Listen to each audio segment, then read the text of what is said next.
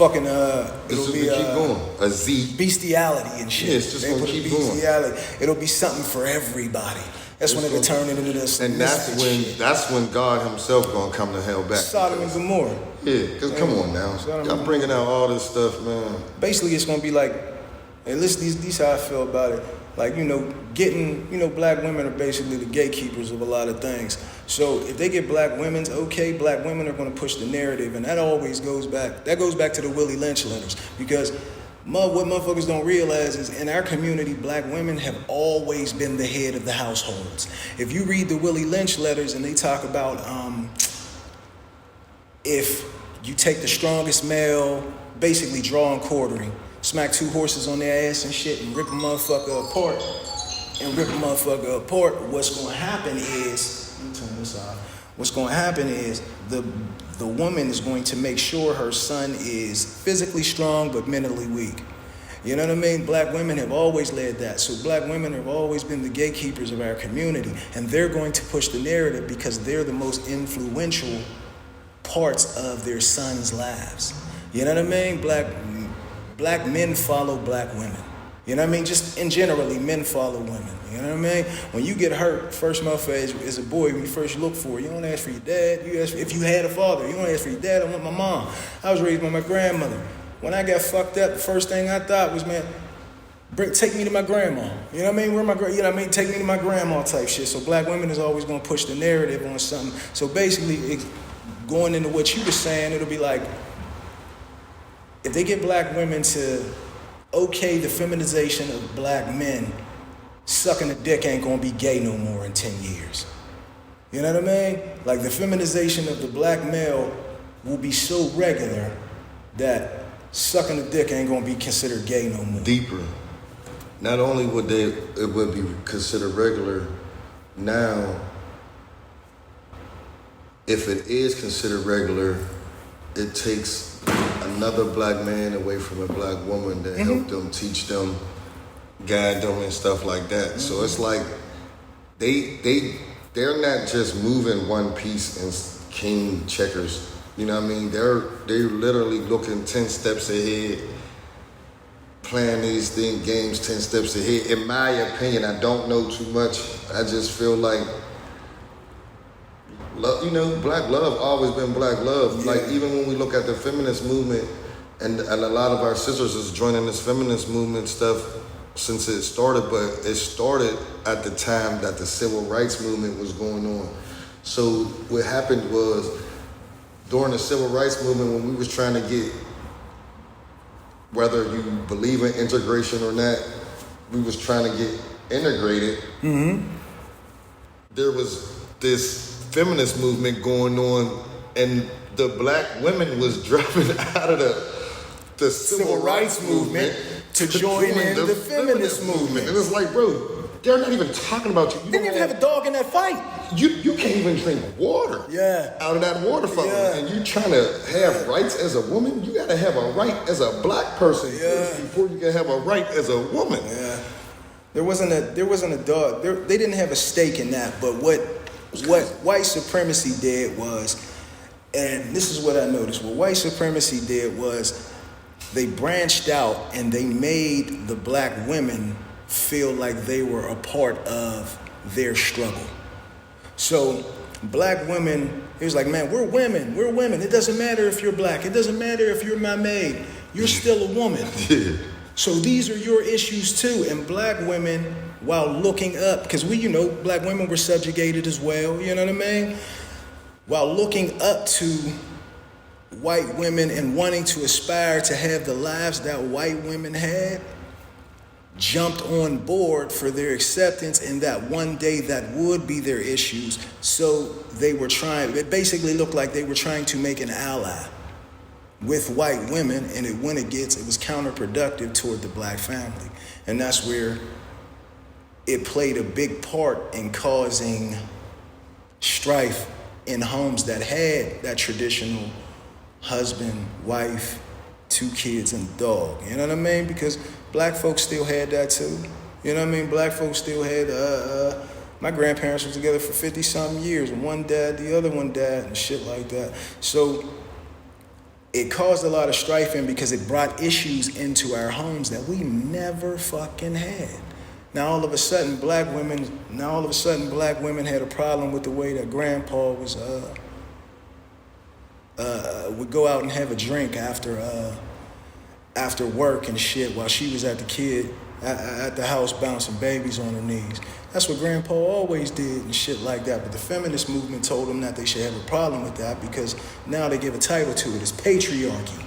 You don't get to go out and have a drink after work. You got to stay home with the babies. After he gets home from work, he gets to stay out for an extra 2 or 3 hours and come home drunk, and you got a meal waiting on him. You got a meal waiting on him, and you ready to rub his feet and wash his clothes while you've been taking care of this. He's been doing nothing. So it made them empathize with the problems that they didn't even have. It made them like, hold up, is that right or is that not right? Now you got to realize that they were trying to aspire toward what white women already had and took for granted. You know what I mean? Which was an easier life in which they were pampered for. So I think it was kind of a trick. Not to say that the black women of those days were like less intelligent and realizing the manipulation, but you know, the first time somebody run a scam on you, it always worked because you never seen it. That makes perfect sense. You know It's just what I that but the thing is, the white women didn't have no too many. They had more rights than black women and black men. Mm-hmm. But right after that, it was them. Yeah. So it was like they didn't have no rights. Pre-slavery, when we was free, there wasn't the women of Africa or any other continent that black people was on. They was free. They wasn't. You know what I mean? Like they had rights. Yeah. Those rights, that women rights shit was only for white women. Yeah. Literally. Not the Chinese women, because they still bow to their man. Yeah. Till this day. The Islamic women, mm-hmm. They still garbed up. They still respect their men. They still respect the foundation of even patriarchy. The feminist white women, quote unquote, Hillary Clinton, they all still stand behind their man. It's only our women that get caught up in the mix of that. And I just feel like they need to understand what's going on a little bit better. You know what I mean? And if they just don't understand a little bit, but not only just them, though, us too. Because there's a lot of us, like I said, because we spend a lot of time talking about them. There's things that we're doing. Yeah, we know that shit is systematically messed up for us, but we help out too. Yeah. We know. So, and that's where our bad part is. If we know they bring the drugs here, so we can sell them, so they can put us in jail, mm-hmm. and we can kill each other. If we know that, and they're saying, but that's the only way for us to survive, find a different way. Yeah. You dig what I'm saying? No question. Because we just helping them. Then once we're going to jail, and we don't be getting housing, housing is for them. We look like the person that they're telling the women we are. We're playing that part. We're literally playing that part. Yeah, we stepping into them shoes real well, ain't we? Yeah, we're wearing them. Damn. This is me. I'm rocking the shit out of them motherfuckers. And so I understand when a woman. That's the good thing about being raised by all women. So it's like, though I'm critical, like I said, I understand y'all. I understand the women. Yeah. But because we definitely could do better as men. Mm-hmm. We definitely could do better. But whenever I look at it like this: we have X amount of time. Yeah. Because we wasn't here. We wasn't here as these generations was being brought up. Yeah. So look at it like this: you messing with a young girl who's 22.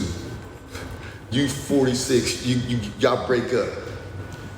You got about 13 years till you find somebody, settle down, and be happy. She got about 20. Yeah. You feel what I'm saying? So right now, we got about 13 years to get these 22-year-olds as much knowledge as we could give them to try to get them back on the path that was set originally. That was set for us. You know what I think when it comes to To backtrack a little bit, when it comes to black women, I think what we do as men, society, but mainly I'm talking about us and shit, because we black. I can't empathize or speak for nobody else. I can only speak for me and us as a representative of black men. I think we're a little bit, what you said, they have to be critical of us, because the only way that something gets better is through criticism, because it's holding motherfuckers accountable for their flaws and shit like that. Positive criticism. Versus it being just an attack. It's not an attack, it's designed to make you a little bit better or aware. Just like what we doing right here, right now. There's some things that motherfuckers are steady doing because they're not even aware that they're doing it and it's wrong. Once you make somebody aware of something, that's when they understand and like, oh shit, I didn't even peep that I was doing that and it was wrong. Now, what we do is we come down on black women a little bit too hard for their masculinity, for their masculine traits. We criticize them for it and even lock our arms, lock our elbows on them for it when it was born out of necessity. They had to be that way because immediately, even during slavery times was set the foundation for black America and shit. The black men was broken, deemed ineffective by way of their systemic shit they did to us. If you read the Willie Lynch papers and all that type of shit. It was very, very systemic in breaking us and making us ineffective. Now, so as we've gotten modernized and we've gotten freedom, we've attacked black women for being masculine when they kind of had to, because there was no masculinity around. Ours was deemed ineffective. You know what I mean? They put their thing down on us so motherfucking well that it was like, yeah, man, you dudes ain't no motherfucking threat. You know what I mean? The black woman, that's who we have to go through. If we want to keep control of black men, we have to go through the black women, because the black woman has a voice with black men. Because she raises them, she makes them. You know what I mean? So motherfucker always listen to their mom or listen to the older lady on the street. Miss Mamie come outside, get your ass off that street or something. Motherfucker will always listen to that and respect that. We come down on them for being something that they had to be, because there had to be a place for it. Now, when we think of masculinity, you put it on par with discipline, structure, discipline and structure. You know what I mean? That's when I think masculinity, I think that's what masculinity brings to the table. It's discipline and structure in a place where there was none. Now, if we were deemed ineffective or removed from our homes and shit because of the systemic shit, then there still had to be a need for masculinity to be there. So it's like, what does they say? Clownfish. They say like, the real story of Finding Nemo is, if Nemo's mom would have died and shit, what would have happened is Nemo's dad would have turned into a fucking female and Nemo would have married him. That's what the actual science of that story would have actually been, and it would have just been over. So if you look at it by that same standard and you remove the black man from the home, there's a need for masculinity in that home, and there's none. Children don't have it yet. So the black woman had to I don't even know if this is a word. The black woman had to masculinize herself a little bit because there was a need for it. It was born out of necessity. There was no masculinity there, and there has to be. It can't work. A structure can't work without masculinity. That's why a lot of our women have a tougher exterior than compared to some others. You know what I mean? Mm-hmm. Because if there was... They have a tougher exterior because they had to. Now on the inside, she's still all woman, but on the outside, she can't show that, or else she'll get ran over in her household. You know what I mean? So she had to be that, and I think we come down a little bit too hard on them for being that when they had to be. And then it just gets passed down through generation to generation. Now you're raising small children. I'm sorry. In the same light. Yeah, you're raising little girls with that masculinity. And they don't know when to turn it on and turn it off. They just think that's just how women is. 2 generations, it's just etched into who they are. Now you got women walking around that are all women, but they're ready, set, and go about challenging you and challenging your authority in their household, because 2 generations ago there wasn't no man in their household. Now this little girl has been raised by a woman who has had to masculinize herself because there was no masculinity in her household. And all she seen was her mom treat her dad or her boyfriend. Yep. And she feels that's just who she is now. And that's how the erasure of the absence of masculinity in a household can change the whole structure or biometric of women in 2 generations. Yeah, but that's why I'm a little bit hard on them as much as I'm hard on them though, because like you said, we do criticize them, and some of them probably get too much. Yeah. Like a little bit too much criticism. But the thing is this. Knowing that women can control us, Yeah. our black women could control us, Yeah. because them was our first teachers. The powers that be knew that too. Absolutely. So it was like, so not only did they get us out of there, it's easy for them to control us with just emotional things. Yeah.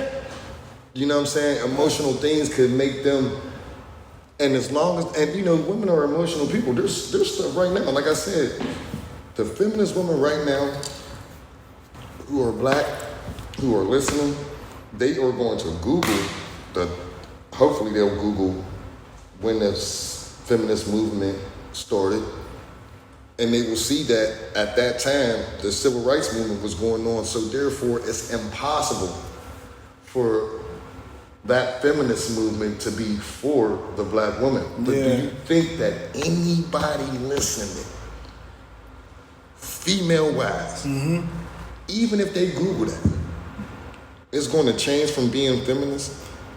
No, because they feel like there's a need for it.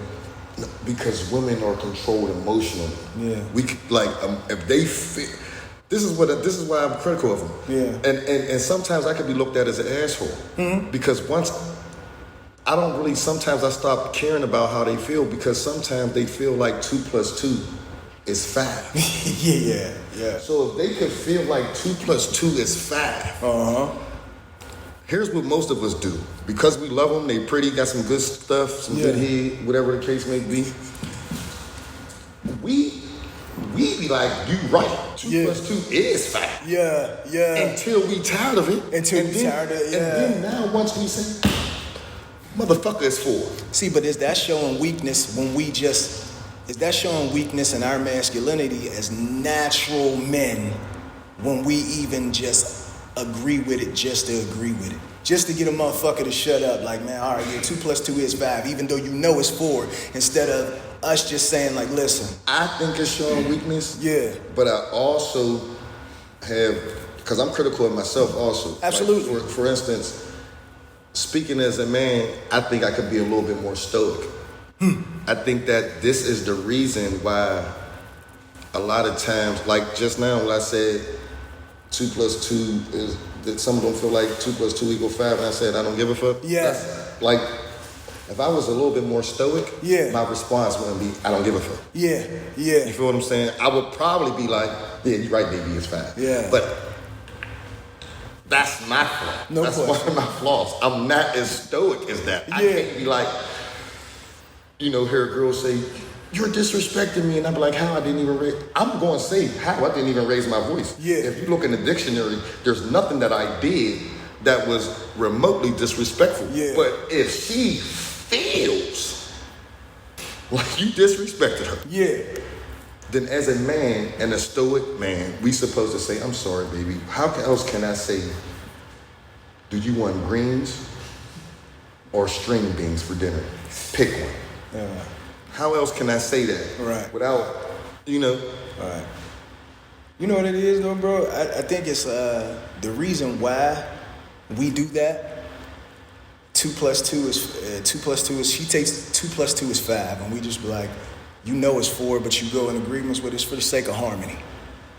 Like to make things go smoother, and that's what a lot of men do. So you know what I mean? That kind of is stoic in itself. I can't do it. You can't do it. You gotta give it to her. You gotta argue with her. In my mind, once I say, 2 + 2 is 5, it's chaos. Yeah. It's like, okay. Yo, because now, everything that she could ever think of, it could be that, bro. It's not going to stop from after the 2 + 2 = 5 joint. It's going to go. Don't you think? And then it's going to start getting deeper. Don't you think? Gays should use the same bathroom as you? What? After this, it's going to just get deeper and deeper and deeper. You got to cut. I can't just go with that. Yeah. You know what I mean? Like, I can't go with somebody just saying, no, even if you're mad, you're mad, and I'm happy. After the 5th, you're mad, I'm mad. Oh, yeah. Now it's getting ready to turn into something. Now, you know what I mean? Like, man, motherfucker, you tell me. You know what I mean? Yeah. Now I'm mad. You feel what I'm saying? I am not that stoic, but I'm working on it. I'm trying to. I admire dudes like you and other people that can be like that. Yeah. Because I can see the peace that they have. Yeah. But mentally, I don't know if something's wrong with me. I'm not having peace in my head. It's going crazy up there. No question. Well, here, right now, I'm going to add, because we'll go on conversations, right? We would. So right now, I'm putting something down to where I remind myself there's a point that you made, but I didn't want to interrupt you, and I want to go back to it. So that's what I'm doing right now. I'm making a reminder because I'll forget, you know what I mean? Because I got some cool shit that I want to say while you're saying what you're saying. Yeah. And we'll keep going, and then I'll lose it. And I'm like, damn, that was kind of important. That was hard. I didn't want to do that. So here, I want to know, first off, this is just a thought that I had recently. When you said stoic, I've literally had this conversation with myself yesterday. As men, traditionally, and it's what our grandfathers and our great-grandfathers were, we're supposed to be oak trees in the family. We're supposed to be an oak tree. A man is an oak tree. You're supposed to be solid. Your roots are so dug into the ground that you're not breaking. You'll bend a little bit. You'll sway with the wind, but you're so thick and you're so stoic that you're grand. You know what I mean? And it's the way, that's what a man is supposed to be in a family structure or even on his own. It's what traditionally made us attractive and more viable to any women that were out there. Basically, what we call it nowadays is being solid. You know what I mean? Like, man, dude is solid as hell. Like, man, and there are men that are oak trees, you know what I mean? And I like to think of us, men like us that come from our cloth or built the way that we are as oak trees. Like, we solid all the way around the board. We're rooted in who we are. Yeah, we'll give a little bit of sway, a little bit of bending, but there ain't no breaking. It's going to be thousands and thousands of years before you knock an oak tree down. That's the stoicism right there. Like, man, we are very, very stoic men. Now, you say you think you could be a little bit more stoic. I look at you as a motherfucker who has known you since middle school and been up close and personal with you in a lot of situations bro, you very much are. You know what I mean? That's a personal thing that you like, man, I could be more stoic. You know what I mean?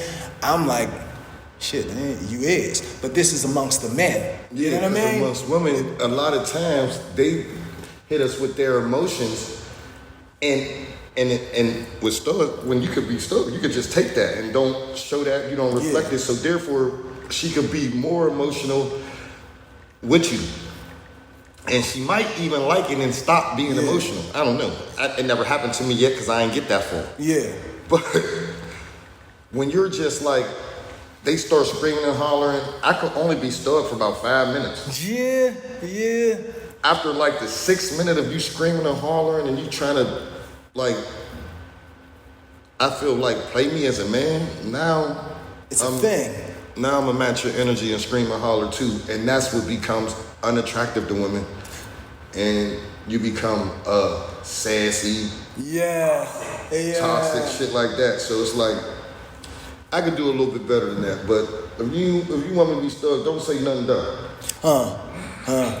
Here's, you know what, here's the motherfucker, here's what I kind of feel like the motherfucking problem is when it comes to men being stoic, and you know how you say what it is. It's like sometimes when a man is too stoic, he becomes unattractive to the modern woman. You know what I mean? It's like nothing moves them. It's like they like some emotional shit out of a motherfucker. They like a motherfucker to be solid, but they want to be able to know that they can still affect you and shit like that. So I'm sitting back watching a lot of things as a man, and like, the solidity of a man was what women always found attractive. Our grandmas liked that shit. They were turned on by men, masculine men and shit like that. Nowadays, it just seems like it's flipping. They're more attracted to the man who has more feminine characteristics. That like the solidness is something that scares them because it holds. Because along with the stoicism and along with being an oak tree comes accountability. And the goalpost for adulthood is being moved back further and further every couple years and shit like that. And what I mean by that is, you look a couple generations back when my grandma was 21, 22 years old, they had moved from Alabama up here. Had a baby, my granddad had a motherfucking job in the steel mill and they was working on having 7 more motherfucking kids, right? Nowadays, at the age of 21, 22, you're like, man, that motherfucker's still a baby. And we keep moving the goalposts back for adulthood and where motherfuckers get to be held accountable for get held accountable for adulthood every couple years. Now it's like motherfucker be 33 years old and we still making excuses for a motherfucker like, man, they young, you know what I mean? They young as hell. Like, nah, you not. My grandparents in there by the time they was 30, they was like 30 something. They was 6 kids in. They was veterans at adulthood, but we keep, 40 is the new 20 and all that type of shit. We keep moving the goalposts for adulthood back and it's fucking us up for real. And it's just some shit I've been paying attention to lately. Like, yo, why we keep doing that? Like, motherfuckers like, man, well, she young. Like, man, she ain't fucking young. She 32. Like, that ain't young. Grandmas don't want to be grandmoms. These granddads don't want to be granddads. That's why they moving to go. That's why they saying 40 is the new 20. So now, I'm not 40, I'm 20. Yeah. I'm not watching them grandbabies on Friday night. Yeah, G shit. That's what they trying to do. I be in the house every weekend with my grandbaby. Real rap, dude. Now, I had this list made and that motherfucker my phone cut out on me and shit and I lost what I was getting ready to say. There was something about men and women when it comes to what women don't understand is the way that a man is different, because it was something that I thought about when I mentioned you about how you are stoic around the men. Now, only you know how, you're not as stoic around women and shit like that.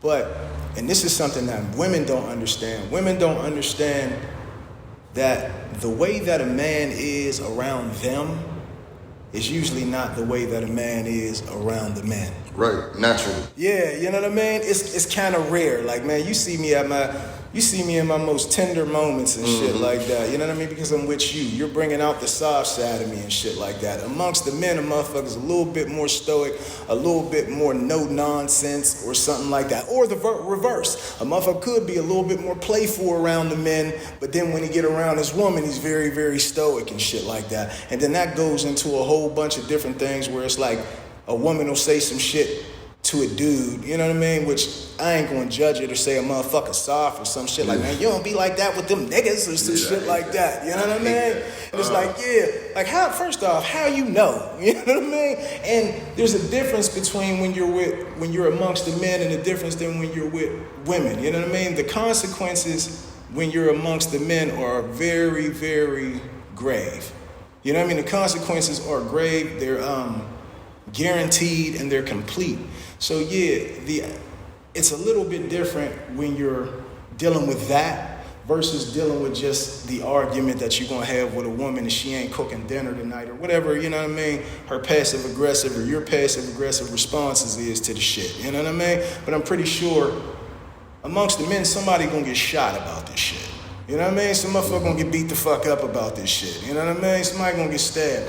Amongst me and you, like, man, I just ain't talking to you for the rest of the night or something. You gonna do some petty shit and don't make dinner for me or something like that, or call me a bitch ass nigga or something, and I'm gonna call you a weird broad or some shit like that, tell you to get the fuck out of my face. But those same responses in different groups is gonna get different results and shit, and I don't be thinking women be knowing shit like that when they say some shit like that. Like, man, you don't act like that with them niggas and shit, like, yeah. We do. You know what I mean? We really do. You just might not know it be shaking like that. You know what I mean? And it'll be a little bit different. I don't have to raise my voice to get my point across to this nigga. Absolutely. Like, absolutely. He might get it by just like, I remember I was at work, this dude told me he don't give a fuck. I didn't go crazy. Yeah. I just told him, it's easy not to give a fuck at work. Yeah. Controlled environment. Yeah. Don't give a fuck outside though. Don't give a fuck once we clock out. Yeah, don't give a fuck, and the results will be very, very different. And that's this. I don't have to scream. I would have had to do more than that if that was a female. Yeah. If that was a female coworker, if you don't give a fuck, I'd have had to do way more than that. He understood what I was saying. Yeah. I had a lady try me so motherfucking much at work before, to where it was some shit that was like, yo, if you were a dude, the results of what you just said to me would be so fucking different. Man, that woman jumped in my face and said, we had a disagreement, and it got to the point she was completely wrong. But I ain't gonna say typical woman, but that special grade of woman who will not admit when she's wrong and will stand on it, knowing she's wrong, even though you give her the evidence of you're wrong. Oh, I know some. I know a lot of them. Oh, yeah. It's kind of a thing. You know what I mean? That woman jumped in my face and said, well, what are you going to do? What you going to do? Like, ooh, challenge. Like, man, if you was a dude and you did that. See, that's what I'm saying. I should not have to hold my calm for all that. Yeah. Like, I can't, and I'm going to try. She should just know better than to do it. Right. Like, man, that's just not how you act, you know what I mean? But that's how you know some motherfucker ain't civilized, or like, man, you just really trying. What am I going to do? Yeah, what am I going to do? Huh? What? Nobody even talks like that. Yeah. Even the people who did something to me ain't going to ask me, what am I going to do? Real shit. I'm so upset. I lost that. I can't believe it. Oh, but I did want to ask this. You know how we got into talking about the feminist movement and all that type of shit?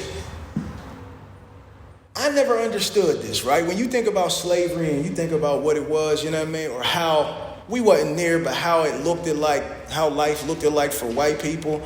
You know what I mean? It seemed like, man, y'all was on top. You know what I mean? So the feminist movement was born from their family structures. Yes. Somebody was upset. The pissed off daughters of somebody powerful. Yeah, the pissed off daughters. Somebody's dad died and they didn't get the land. Their dumbass brother got it or something. Yeah, like something like some that. Shit like that. You saw your dad, you peeped your dad going down into the slave quarters and shit like that, fucking a slave girl or raping a slave girl when he was married and he had a mom up in the motherfucking house and she knew but she didn't say nothing and all that type of shit. Like, feminist movement was born, it had to be born from that. The pissed off daughters of women who were being mistreated or discarded. Mm-hmm. You know what I mean? Within their own homes and families. Second-class citizens, yeah, because I twirled my mind. The Bible with I don't know who it was, married to two sisters, one couldn't have kids. And Yeah. Something like that. What was that? That wasn't Bathsheba, was it? Ruth and Sarah or something like that. All I know is Jesus and Moses and them, all the niggas. You know, I'm church boy sniping. I know it, but I don't know exactly who it is. I'm kind of embarrassed and shit, you know what I mean? Like that. All right, I'm supposed to know them that. Our boys. He a brother. Yeah. But I wanted to know, bro, what the fuck, like what made them come up with the feminist movement? Like, yo, what was wrong?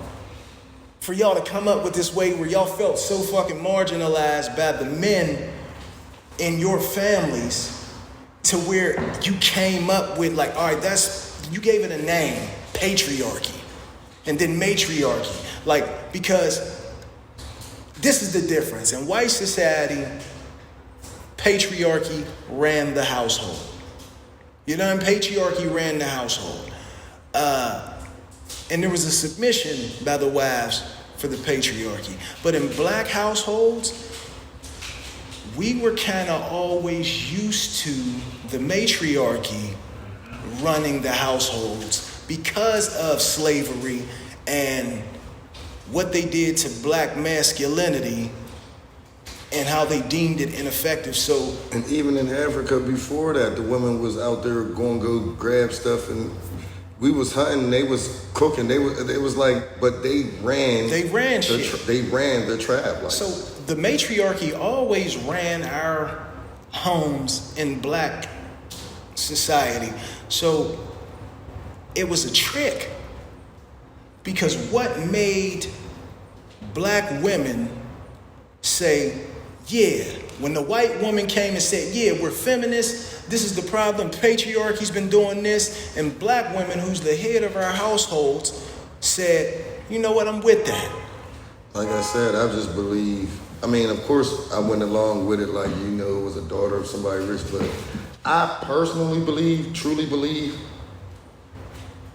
there wasn't that big of a problem. It's just that you got to take away from the movement that is moving. This civil rights movement. It was a chess move. It was a chess move. It was a chess move. An effective one. A very effective one. I don't know if I'm right, but I just feel like there was no point in that movement. They was winning, like you said. This just dawned on me, bro. They didn't have a choice. They kind of didn't have a choice. It was like a catch-22 they were caught in. Now, I'm going to go into some other shit for a little bit further back in time once we do that. Once I say this. But it was either, what was the ABF? The Philly shit, JBM? JBM. All right, get down or lay down. It seemed like one of those types of situations, and it just dawned on me, what if it was like that? The reason why black women had to join in with the feminist movement, and when white women came to them with it, well, first off, we found out Planned Parenthood, Gloria Steinem, the woman who came up, was instrumental in Planned Parenthood and the feminist movement, was a white supremacist and shit. So it was definitely a chess match. You know what I mean? It was definitely a chess move. But the reason why black women... Wait, what? Yeah, the woman who came up with the idea for Planned Parenthood, the mother of Planned Parenthood was a white supremacist, and she was a leader in the feminist movement. She was a white supremacist. Planned Parenthood wasn't relief, it was punishment. It was a way to control the black population and kill black babies, you understand? And it was a trick. The whole time she's a white supremacist posing as a feminist. But really, it was about getting rid of niggas. Now, it goes to what I was saying. The reason why black women may have joined along with the feminist movement is because they didn't have a choice. It was get down or lay down. So for survival, black women had to, because it's like this. You know the power that white women have, especially when a white woman screams or cries. You know what I mean? Here come the big bad white man. When a white woman screams or cries, here comes the big bad white men that are gonna put everybody in line. Knock the little nigger girls to the side and shit like that. You know what I mean? Because these are our wives and our daughters and shit. You know what I mean?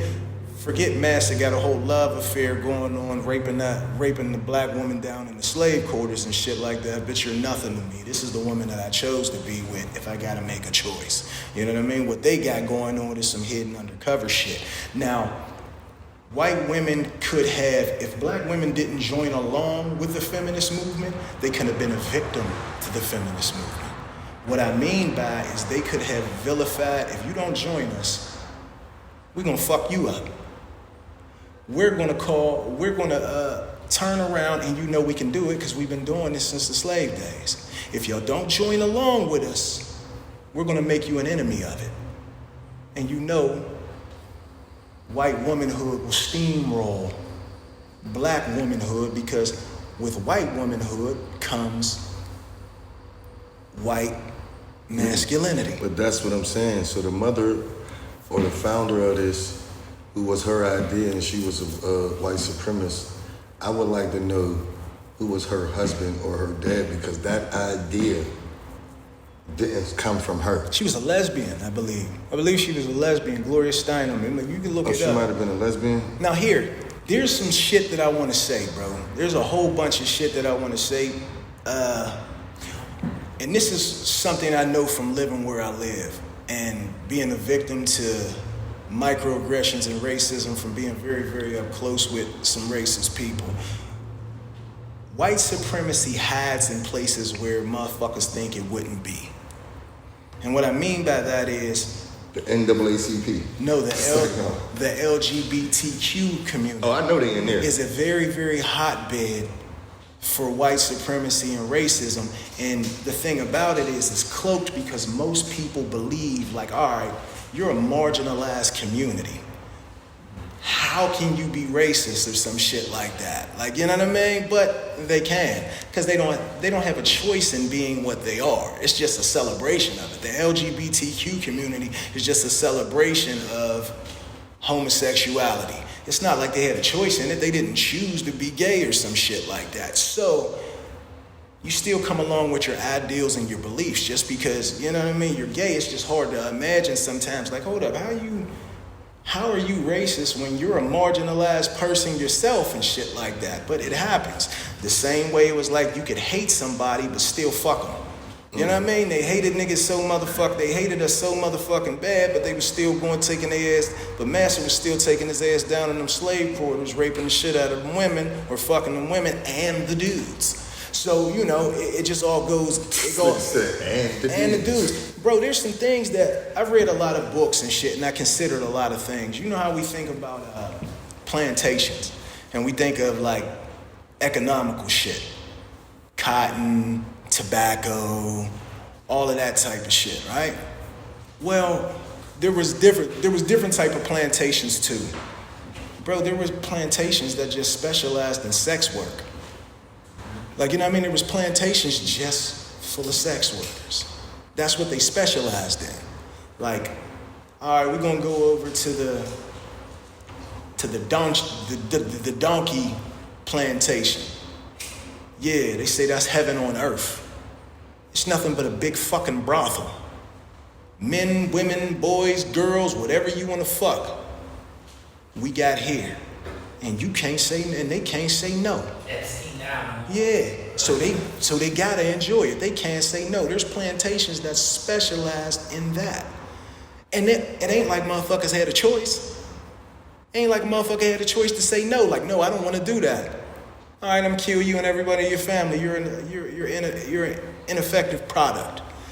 And then it also goes back into, it's like when a motherfucker don't have a choice but to do something, so they gotta enjoy it. I look at feminism the same. I look at feminism as the possibility that I might have been the same way with the black women, because I always want to give black women the benefit of the doubt. The benefit of the doubt. Like, man, y'all wouldn't have joined up against some shit that would have been counterproductive toward us and your own families unless they had to for survival, or they would have been deemed an enemy and black womanhood would have been taken out because it would have been considered an enemy. I think somewhere down the line, right? Because I think like Asian people, Asian women, I don't think they separate themselves from Asian men. Like, I don't think white women separate themselves, like, meaning like... They don't. You don't hear them talking shit on each other. Not even that. It's just like, you know how like, first there was man. Yeah. So, man was made. Yeah. I think white women, Asian women, all them other women, they understand that through man. You understand what I'm saying? Yeah. So it's like, okay, they kind of understand. So that's what I'm saying. Like, but with black women, I think they love black men. A lot of them love us. I know most of them love us. Because why wouldn't they? Like, you could tell. It shows. They be here for a lot of us. Absolutely. But I don't think that they understand. I think they just see themselves as black women. I don't think they understand that in order for you to be a black woman, You had to come from like you gotta represent the black man like you represent yourself. Yeah, absolutely. And I feel like we should represent the black woman like we represent ourselves. I think they think we have a problem with that. Sometimes I think black women think we have a problem with hoisting them up on our shoulders and raising them up in the air like, yes, black women. I think they think we hate doing it when we love it. Historically, that's our role. We have always bowed, and not even bowed, we have always celebrated arm in arm with black women because they were always the leaders in our shit. Now, let me put a pin in that and go back to something before where it was like the get down or lay down shit. Mm-hmm. I thought about something the other day. I watched Django and shit, and that's when, you know what I mean? It's one of my favorite movies. And everybody hate the Samuel L. Jackson character and shit like that. But I thought about... That's my favorite character. All right, boom, he's hilarious, right? You know what I mean? But how I thought about it was this. Like, you know how we say, man, dude's a house nigga, man. Dude's a house nigga and shit like that. I thought about it and was like, they ain't have a choice. Like, you know what I mean? Like, hold up, the house nigga didn't have a choice. It ain't like when Master said, yo, you, come on, we're gonna bring you up in the house and shit. We're gonna teach you our ways, teach you how to serve us and all that type of shit.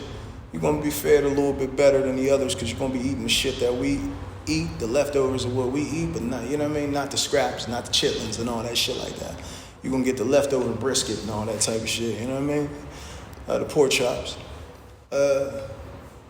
It wasn't like the motherfuckers had a choice in saying, nah, Master, I ain't going. But why was he selected is my thing. I feel like Master looked at him and said, He got control over the rest of these. No, he's the rep. I'm gonna give you another possibility. He's the rep. I want the rat in my house because the rat ain't gonna poison me. No, I'm gonna give you another possibility. The reason why he turned him in, because that was the worst place to be. In that house. It was the work. You're up close, so your flaws are on display. They might have taken the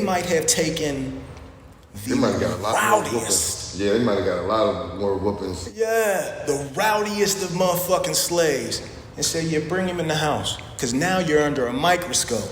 You know what I mean? Now everything that you do, I can fucking see you.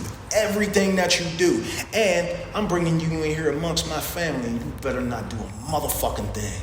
You better not do a motherfucking thing. Yeah, that's testing me, man. Yeah, you better not do a motherfucking thing. That's what I'm saying. That's why the house nigga gets so much slack. Yeah. Because it's like, dude, out of all of us, he knew you wasn't gonna do shit. Nah, none of them was. Yeah, but none of them. They probably wasn't none of them, but it's like, look, let's. But you know how niggas is. Niggas would be like, man, I would have been in there doing this. Yeah. I wonder if they did that back in the day, or if it was it a celebration, like when you got celebrated, but it actually was a punishment. Like, hold up, because if you fuck up, now imagine, like, you know how, like, just liken it to a job. When you go to a new job and you getting trained, there's something that you won't fuck up, right? Like, man, something that you don't do, you know what I mean? Where repetition comes, when something becomes muscle memory, it becomes easier. Now, imagine you being the rowdiest motherfucking slave that they got on the plantation, and Master say, you know what? I'm gonna make him my motherfucking servant. Part of the Willie Lynch papers. You take the strongest, rowdiest, and then you put them out in front of everybody, and you put them on display. Imagine Master saying, like, yeah, bring that one in my house. Now you're up close and personal with the punishment that's a little bit spread away. Master's house is up on the hill and shit.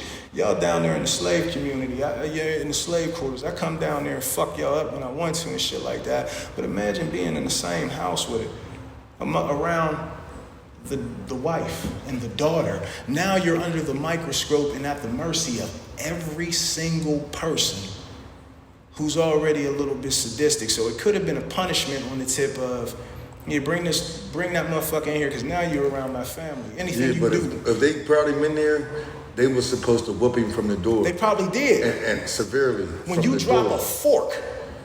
No, as soon as he come in, don't even drop nothing. Just when he come in, whoop his ass. That's the only way I feel like you would have been able to break his spirit, because if you bring a big, strong, bucky nigga in there, you go to sleep. Yeah, you got to remember the times though, bro. Because there was also other staff. There was already motherfuckers in there. There was already broken niggas already in there. The moment he got up out of his bed at night, they was gonna tell because they either loved Master like a motherfucker or they was so fearful already of what they seen that anything that was gonna get them in trouble, they was gonna tell on it. The same shit that a lot of motherfuckers of us do today. Now think about it. You take that rowdy ass nigga, you bring him in that motherfucking household and you put him around the motherfuckers that already been broke or they been in the house for 5 years now. They know exactly how everything go. They telling him from the rip, hey, you better not do nothing because they gonna fuck all of us up. Because we can't tell, you know what I mean? Either they gonna tell on you or they gonna be like, he gonna take it out on all of us. Bro, it damn near kind of like, as you just was saying that I was peeping how it happened to me. And not even on no slavery shit, but similar. We down in county jail.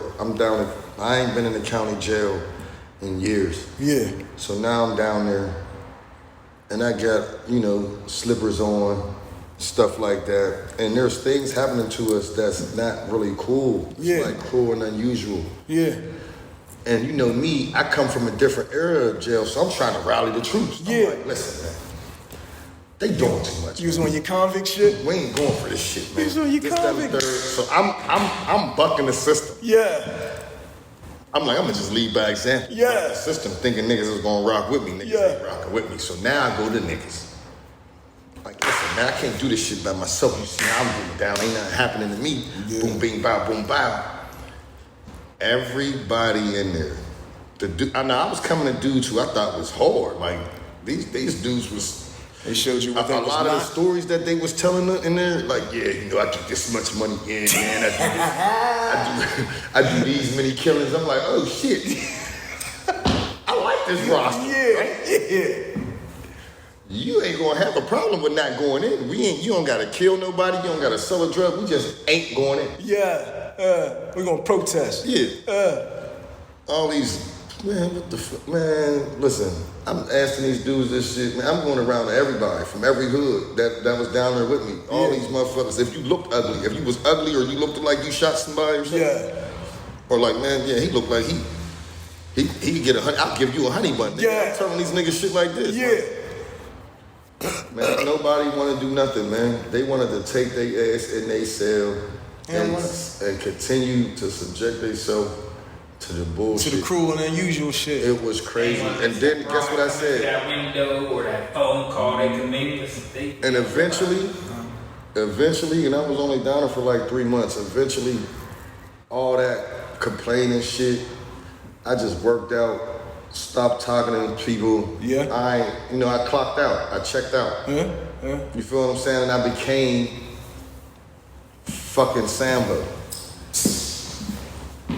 Figuratively, of course, you know what I mean? I ain't like, you just conform to the shit. Yeah, I ain't like, telling them. Yeah. You just went with the. I just went with the flow. Yeah. I see another nigga bucking. Oh man, chill out, young buck. This shit ain't gonna work out well. It ain't gonna work.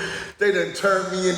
They done bit me. I done became a zombie too. These niggas ain't got no rebel in them. You know what I mean? These niggas ain't got no rebel in them. They calm me down. Man. Nah, but here, it went back to that house nigga shit.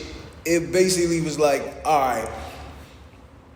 Them motherfuckers didn't have a choice because they couldn't say no. That was kind of like the worst punishment. It was looked at as an honor probably because it had some perks to it. But you got to think about it. Imagine if the motherfuckers is, Cause you probably looked at it as a perk because you wouldn't be out there in that sun and that car. Yeah, but you looking at it, we talking about sadistic people.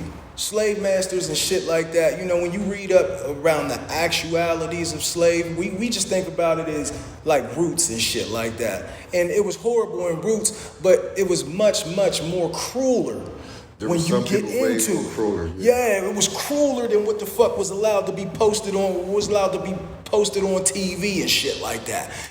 Pregnant stomachs open and shit. Yeah, feeding disabled black babies to gators and shit like that. Like, all right, man, that one's, you know what I mean, a little bit off. Throw it, feed it to the gators right in front of their families. Taking children from their mother's wombs and just giving them away and shit like that. Man, that's traumatic as fuck. You know how strong... Man, if you still here, you black in America, you a black American and your people, you don't know when the fuck your people got here, you fucking peoples with some soldiers, yo, because they endured some shit. We endured some shit. Now, I'm thinking about it like the house niggas, didn't have a choice. It was like, what the fuck I'm gonna do? You know what I mean? And it wasn't like they was out there in the field causing trouble, telling on who was doing wrong out in the field, because they was in the house the whole time. They didn't even have a motherfucker like, man, I ain't even got no eyes on the field. It was jealousy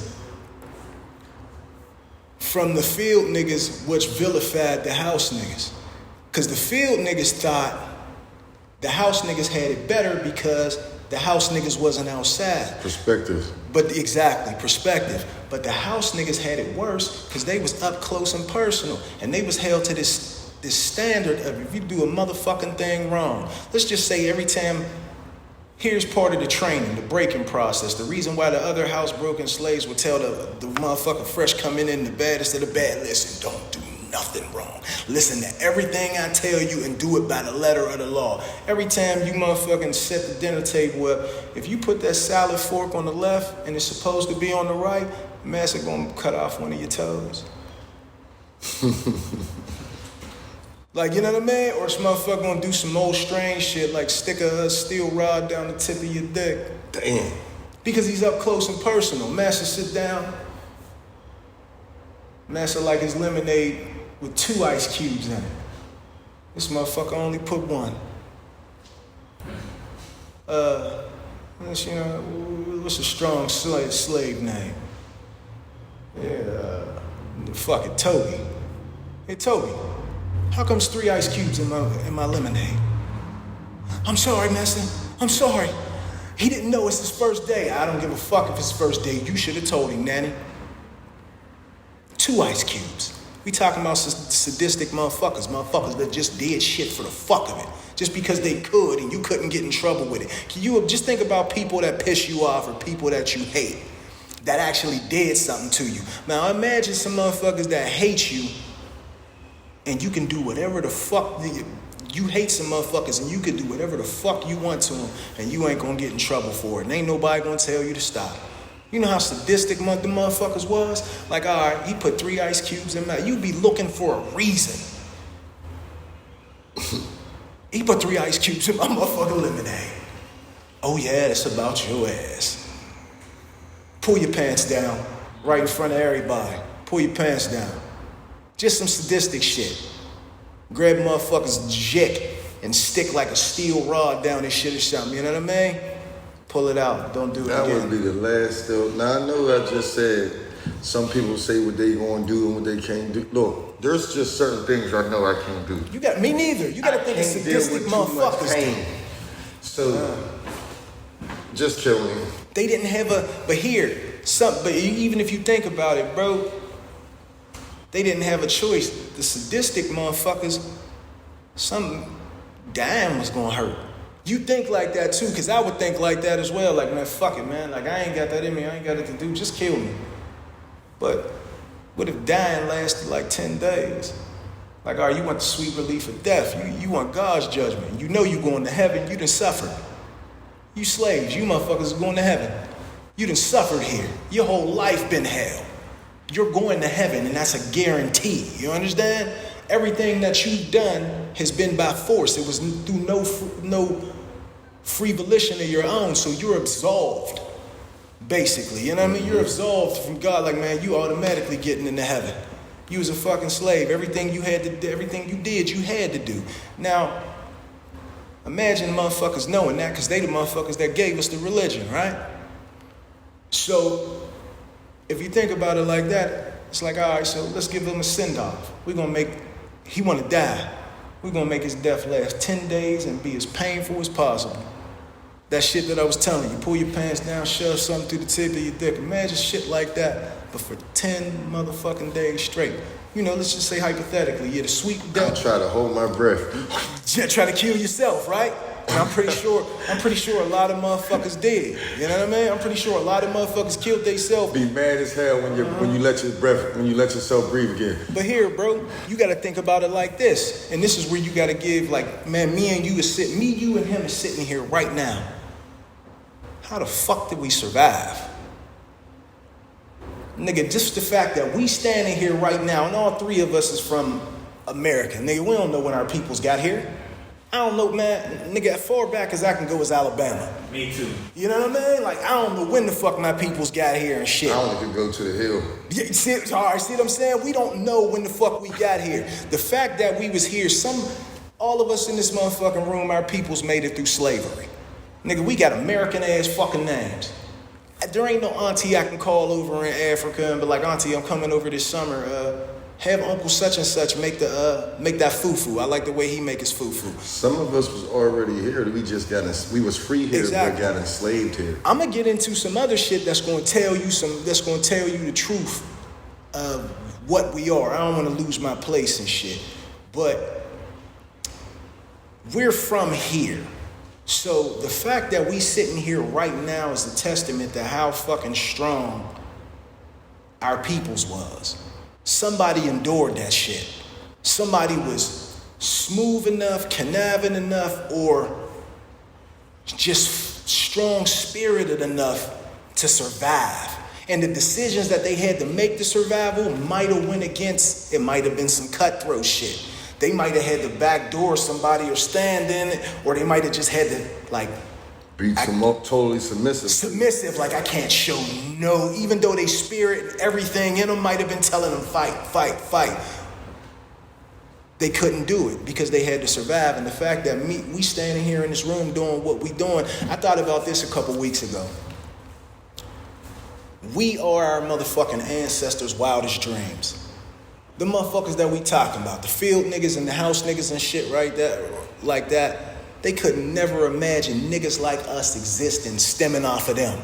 They never imagined that they great-great-great-great-great-great-great-great-grandsons would be sitting here right now talking about the shit that they went through intelligently, dressed well, spirit full of motherfucking rebellion, ready to fuck somebody up if we got to, challenge authority.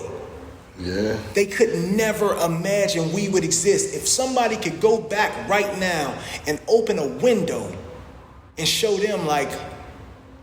three of our ancestors like, yo, this is what you look like 400 years from now, and show us sitting here right now, them motherfuckers would be hyped. Like, oh yeah?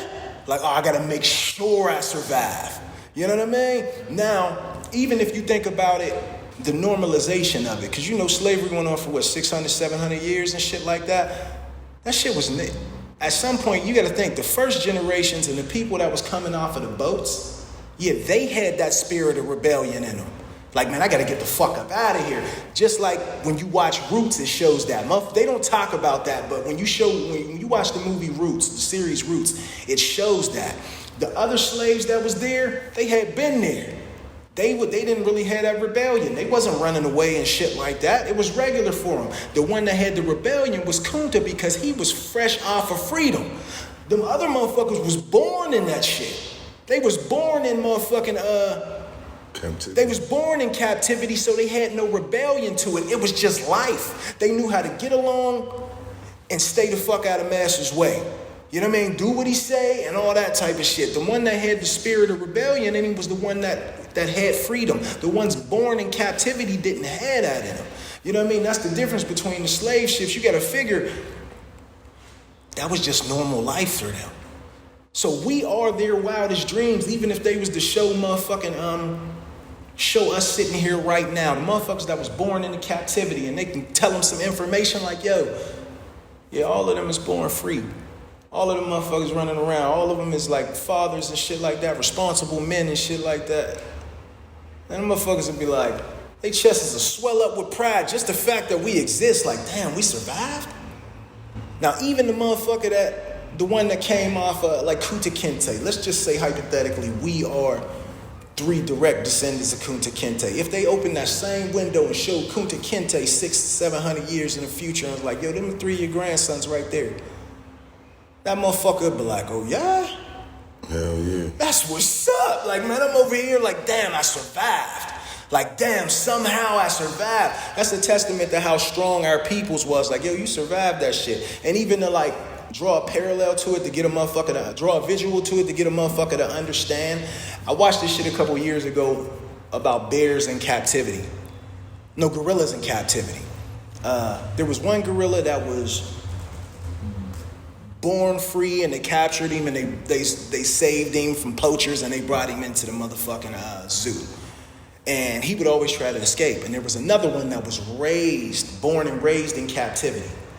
And they did a test. They opened the fucking cages one day. The one that was raised in, that was brought into captivity, walked the fuck up out of that cage. The one that was born and raised in it, they opened the cage, he sat there for a minute, got up, walked over, and shut the door. And sat his ass back down. So you gotta think about it like that in terms of people too. You know what I mean? You know, when Abraham Lincoln, I read this book, it's a very, very fucking, I believe it's a book that every black person should read. It's called Superman the Man and shit like that. It's a must read for every black person and shit. You know, I read it when we was booked and shit. I'm gonna fuck with it. Oh man, you got to. It was talking about, hold up, I think I lost my place here for a second. It was what was the captivity thing? Oh shit, I lost it. People that was reading, it was the thing about captivity, the gorillas born in captivity. And he shut the door. Yeah, he shut the motherfucking door. Yeah, some shit, I lost that shit. But it was some hard shit, you know what I mean? It was basically talking about how, because there was so much information in this motherfucking book that I lost it for a second. Gorillas raised in captivity. Man, fuck it, it'll come back to me. There was some shit. You're a testament to just how motherfucking strong and spirited we are. And you have to remember that the reason why that we're so strong is because them motherfuckers that survived and the shit that they endured, that shit's in your DNA. You know what I mean? It's in our DNA. This is the reason why we're built to last. I like to think of niggas as like all-terrain vehicles, nigga, built for any motherfucking weather. You know what I mean? It's the reason why we endure such harsh shit, because it's in our DNA. You know what I mean? Somebody that looked like you 1,200 years ago, 700 years ago survived that shit. And it was normal to them. You know what I mean? Like, so, you know, you got, what I was saying is you got to think about it in terms of people. It was normalized to them. They didn't know anything else.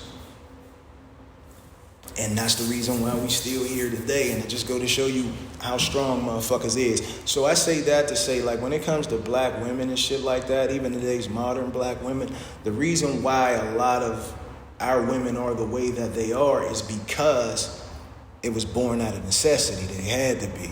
You know what I mean? They pretty much like knocked us out the way early. It's like, even if you want to think on some nigga shit, like, to get motherfuckers to understand, like, all right, if you at it with somebody, what's the first thing that you gonna do? If you going at it with somebody, let's say you at war, right? Yeah, let's use war. If you at war with somebody and you want to maintain control, you want to deem them unnecessary, what's the first thing you do? You knock off their booters. Oh, you knock off their booter? You knock off their main booters. You gonna knock their booters off. Like, whoever their main booter is, that's who the fuck we going at. All right, that's their thinker. That's their general. It's like watching the movie Troy. Yeah, like, all right. Huh? Exactly. Let's go kill. The first motherfucker they should have knocked off was Achilles.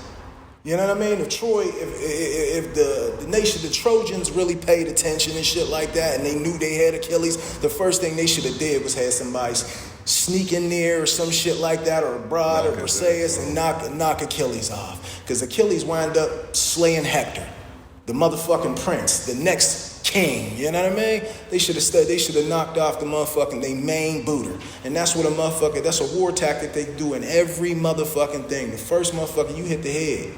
You know what I mean? You hit that motherfucking head. That's their main booter. That's their thinker. That's the one with the money. That's the one with that's the one that got the straps. You knock him off. And that's going to deem the rest of them going to fall in line. You know what I mean? It's like, you know, jail shit. Like, man, when you beat the tough nigga up, like when you make the tough nigga look like a bitch, everybody else is going to fall in line because they're following behind him. Like, man, fuck him up, and then everybody else is going to be, it's going to be easy. Because a lot of them niggas just want to get along. You know what I mean? So you think of it as when you think of it in terms tactics and shit like that, it's easy to understand. We're gonna get into a whole bunch of this shit as it progresses. You know what I mean? I'm mad as hell I lost that point because it was coming to some G shit. You know what I mean? It was coming to some G shit. The Superman, the man. Once I start digging into that book, it was getting ready to get hard, yo. You know what I mean? Yeah. But you know, this is just desserts, man. Don't let their ways become yours, man. Black women, we love you. You are very, very integral. Don't fall for that dumb shit. Y'all always been the gatekeepers and the head of our households. You know what I mean? Now, this is not going to be based on like some super racist shit. You know what I mean? But it's a foundation of who we are. So you have to understand who we all are as men for you to tune in and pay attention to what we're talking about. This is getting ready to be very informative. We're going to, I like to think of it as a great awakening. We're going to get you to consider some possibilities and some things that you may not have thought about. We're going to talk about politics and break it down into layman's terms, conflict resolution, our ways, our traditions, and our history, even our international relationships, the way that we're looking, the way that we're perceived abroad. And we're trying to build a bridge in between our community as Black Americans, our African brethren, our Black people over there in the UK, Latinos, Indians. We're trying to build a bridge here to get understanding of who we really are as Black people, Black Americans namely, because this is what we is. And white people, y'all can watch. Absolutely. I'm not really addressing anything to you because how y'all move as a people don't really, well, it do concern me. I'm lying. Y'all concern me a little bit. But I just want our people to be aware of how we move so it don't even matter how y'all move. Exactly. You know what I mean? But, you know, just get familiar with us. You know what I'm saying? And everybody gonna be cool. Hopefully. We trying to just reach a person and they start talking. You know, the internet is a powerful thing. We're So it don't really matter how you talk, as long as you talk about what we talk about. Mm-hmm. Hopefully, we reach one, teach one. No question. Don't let their ways become yours, man. We're very informative, and we getting ready to keep going. What our aim is to do is to raise the collective consciousness of us, to make us and you understand that you ain't alone, and there's some possibilities that you haven't even thought about. You understand? To change your perception, to get you to understand things from a different point of view. You know what I mean? I like that. Don't let them ways become yours. Yeah. That should be the slogan. The tagline. To even get them to understand that a lot of our ways we share in common with each other, except we don't actually understand that we share them with each other. You think it's just some personal shit that you do. But what you don't realize is every other person does this thing until somebody actually puts you on it. Like, yeah, we do that too. And that's when you understand, like, oh, okay. Then you'll understand that there's a tie sometimes. You know what I mean? That there's a connection. We can really talk about cosmic shit and all types of things. You know what I mean? To get you to understand that we are three black men born and raised here. Generation after generation after generation. You know what I mean? This shit is just in us. So there's some things that you're getting ready to understand about men that were born and raised here, about families that were born and raised here. And to get our African brethren and all the other people that come from different places here to understand this is what black men are. This is what we think about. These are our ways. These are what's important. And even give you a little bit of history. Because a lot of y'all coming over here and y'all don't really know our history too much or even care about it. But you look just like us.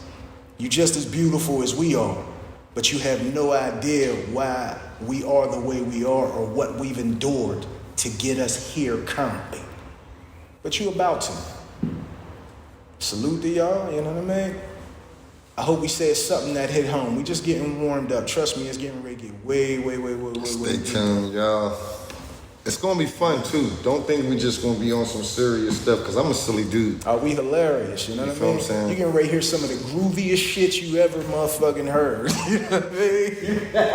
Oh shit, only a little bit of it's gonna be corny, but niggas always want to call some shit corny. Now we just gotta do like we'll take a break, do an intro or some shit. You know what I'm saying? Like, an intro? You both yourself. Or- This is just, you know what I'm saying? Yeah, what do you want to go back, bro? Suedo, Slim. Probably Suede. Visually, this shit looks It's great. hard. Yeah, Shit, I didn't even really realize we was going. We just started talking. yeah, and that's why I brought the thing back over. Just like, let's go. I kind of figured that's what you were going. You was like, let's keep it last, bro. That's how it is. It's better when it's, you know what I mean? Bros, I got a feeling, Come in man. a little bit closer, so it's like, I mean, all this will be cut. It'll just be y'all and the mics. You know what I'm saying? Let me tell you some shit, man. I got a feeling. Every time, now this is some straight hustling shit, bro. Every time I was getting ready to take off, oh yeah,